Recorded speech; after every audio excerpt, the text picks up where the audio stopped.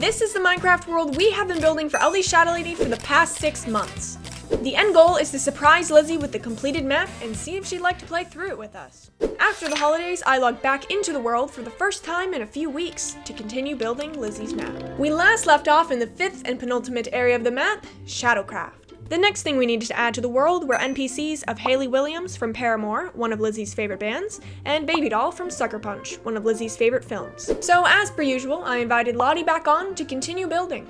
But this time around, she was actually a bit busy, which meant I would have to work solo for a bit. Since I didn't want to continue adding any major elements without Lottie, I decided to take this time to fix up a part of the map that I was not quite happy with. Yes, you see, it was time for a remix.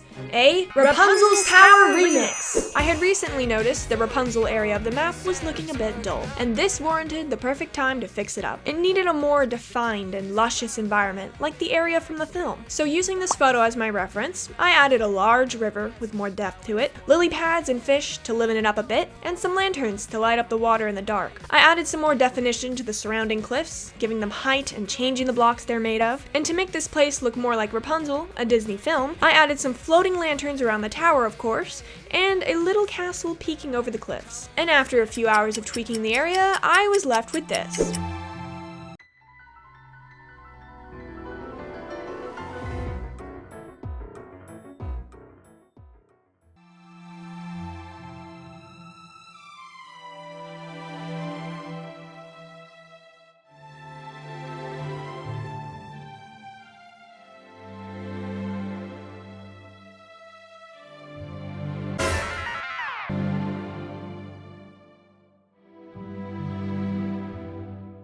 The Rapunzel area was looking a lot better, and I realized a couple other areas of the map could probably use some remix magic themselves, but as I was planning what elements to add to spruce up the other areas, I suddenly had a huge wave of inspiration hit, with ideas for all sorts of areas and elements to add to the map. And out of that came an excellent idea to further develop the story, the lore of the journey Lizzie will embark on in this map. So I sent my idea over to Lottie one late Friday night, and we began sorting it out. I thought it would be an excellent idea to have some letters hidden around each area of the map, which would develop the lore of the world Lizzie will be adventuring through. So Lottie and I went back and forth until the idea was a solid plan. We agreed there would be 5 little alcoves, hidden areas, around the map, one in each area Lizzie will be traveling through. In these alcoves would be a letter from one of Lizzie's YouTuber friends who, in the context of this map world, live in nearby kingdoms. These letters would contain information about the situation unfolding in Lizzie's kingdom in order to further develop the lore. Also, alongside the letter in the hidden area would be a special, currently undecided, item. There will be 5 of these special items total, 1 in each hidden area. At the end of Lizzie's journey, she can combine them in a cauldron to receive a strength boost before her final fight. This cauldron will function much like the one Lizzie created in her latest video. Please look away if you are sensitive to poorly optimized command blocks, and depending on what you throw into it, you will receive various different effects. Cooked rabbit, you will see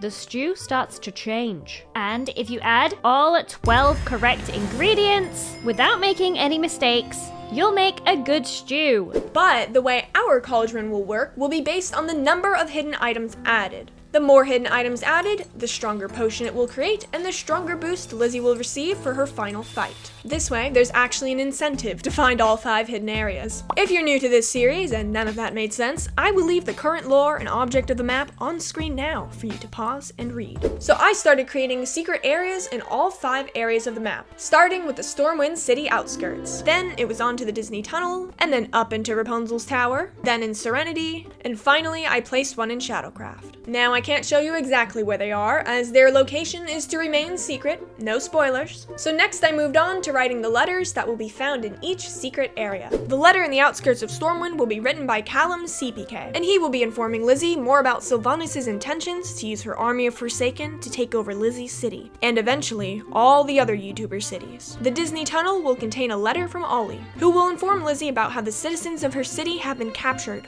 locked inside of their own homes with no escape. The letter in Rapunzel's tower will be written from Jimmy, informing Lizzie of the worsening situation, and Sylvanas' plans to attack Joel's city next. In Serenity, Lizzie will find a letter from Scott, telling her how Sylvanas is closer than ever to moving on to taking over Joel's kingdom. And finally in Shadowcraft, Lizzie will find a letter written from Grian, telling Lizzie that all the other kingdom leaders have been trying to get into her city to save Joel and defeat Sylvanas, but her forces are too strong, and they can't find a way in. And since writing the perfect letters for lore took hours, I decided to call it a day and go to bed for the night.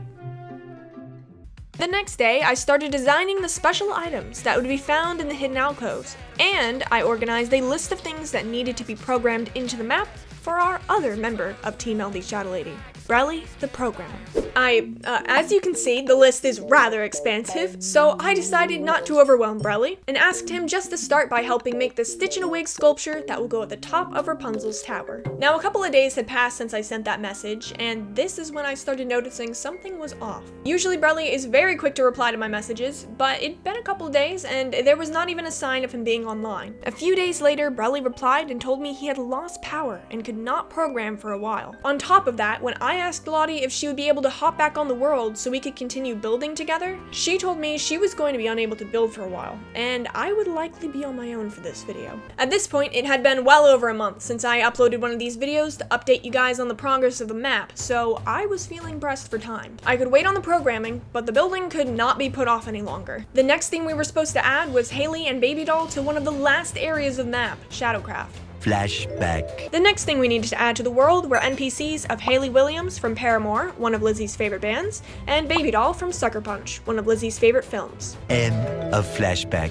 But I knew nothing about how to add custom and functional NPCs to Minecraft. I was lost on what to do. I could either continue building the map without the proper intel, or delay it for even longer. It was then that I remembered Lizzie's words. I'm not very good at this. That's not gonna stop me from trying, and that's why you shouldn't let your fail being bad stop you from trying anything.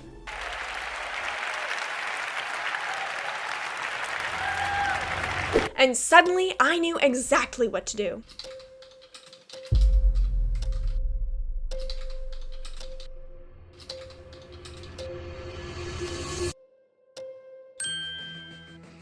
Wow, who would have known the power of a Google search was all I needed to acquire the necessary knowledge to put NPCs into Minecraft. A bit of struggling later, and here they are.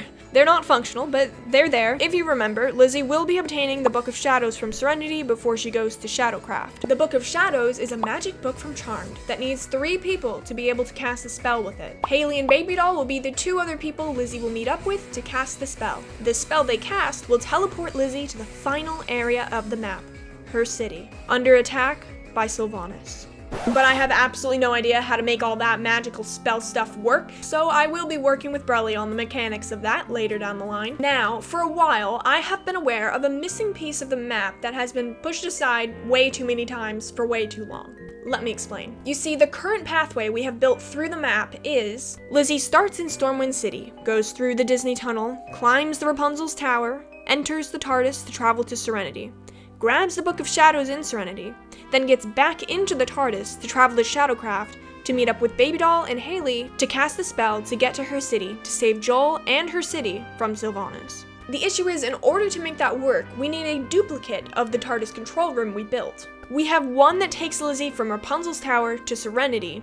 Now we need one that takes Lizzie from Serenity to Shadowcraft. That's identical, to create the illusion that Lizzie is getting back into the same TARDIS. Now that should be a simple copy and paste of the control room, right? Yes, but I have been holding off on copying it because Lottie and I have not finalized the control room design yet, and we need it to look the way we want it to look before duplicating it. So I got to work on adding some touch-ups to the TARDIS itself. I simply added some edge rods to emulate the lights at the bottom of the TARDIS, and messed around with some of the iron bars to make them look more symmetrical, or at least aesthetically pleasing. I changed the blocks of the surrounding consoles to match the actual colors a bit better.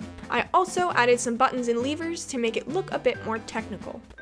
Pretty simple, but the bigger task was still ahead of me. Because I needed to create a texture pack that would change the railings inside the TARDIS to look more like the actual railings in the TARDIS. I had never created a texture pack before, but had a slight idea of how to do it, so I just jumped right into it, because how hard could it be? Turns out, very hard. I tried several texture pack makers and landed on Nova Skins as my final bet, because I couldn't figure out any of the other ones. After fiddling around with it, this one turned out to be no exception. I kind of got a basic design down, which looked more like the railing style we would be using throughout the map, but I had no idea if it even got saved or how to get it into Minecraft. I swear I tried everything, guys.